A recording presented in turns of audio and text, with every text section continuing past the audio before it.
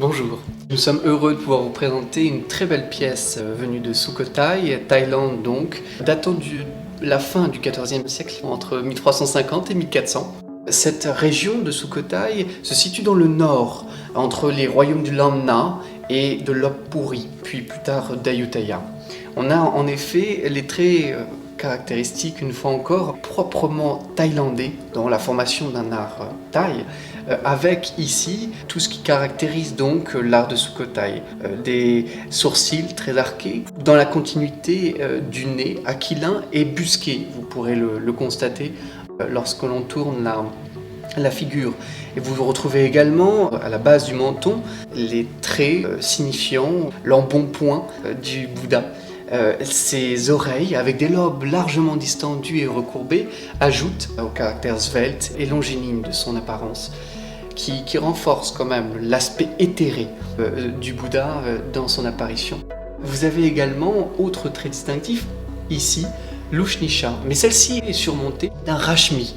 Ce motif, nous allons le voir, dit beaucoup des influences, des écoles et des relations que va entretenir la Thaïlande avec le reste du monde indianisé. Pourquoi? Parce que le Rashmi est un motif sri-lankais. Il apparaît de manière antérieure au Sri Lanka, ultime bastion, je dirais, du bouddhisme Theravada, du petit véhicule, qui va ensuite essaimer vers les péninsules indo-chinoises, mais également vers les rives de la Birmanie et de la Thaïlande, où va se prolonger, se continuer une école du Theravada extrêmement présente.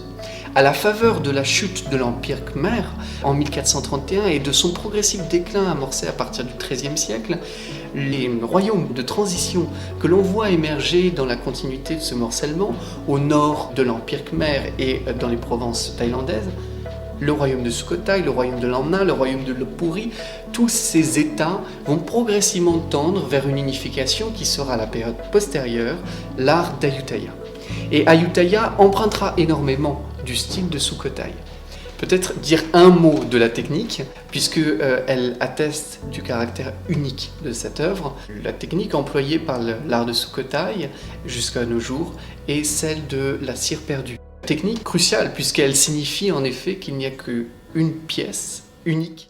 On utilise à ce moment-là le premier buste qui sera réalisé par modelage, qui était ensuite enduite de cire et qui donne la forme que vous avez devant vous, par la suite recouverte d'un moule de potée, c'est-à-dire de l'argile qui viendra dessiner la surface dans laquelle sera déposé le bronze lorsqu'il sera coulé à l'intérieur.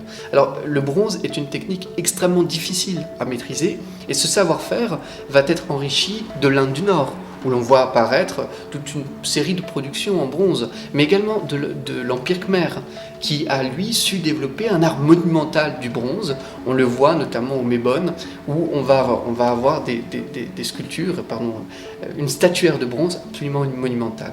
Et donc, à l'intersection, au carrefour des deux, l'art thaïlandais va innover, s'enrichir des apports iconographiques du Sri Lanka par le biais de la permanence du mouvement Theravada, mais également des savoir-faire à l'articulation de ces puissants empires. C'est également important de le souligner, mais le cuivre était présent dans les régions sud, tandis que l'étain dans les régions nord. Sukhothai, par son empire, se permettait d'avoir des réseaux d'acheminement qui aujourd'hui nous ont permis de pouvoir observer cette œuvre somptueuse, au caractère, nous disions, éthéré, soulignant la majesté, la beauté et la superbe du Bouddha. Cette pièce donc illustre la période de transition et de formation d'un art proprement thaï entre les arts antérieurs et l'apparition de la période d'Ayutthaya. J'espère que cette vidéo vous en aura appris davantage et je vous retrouve d'ici peu. Au revoir.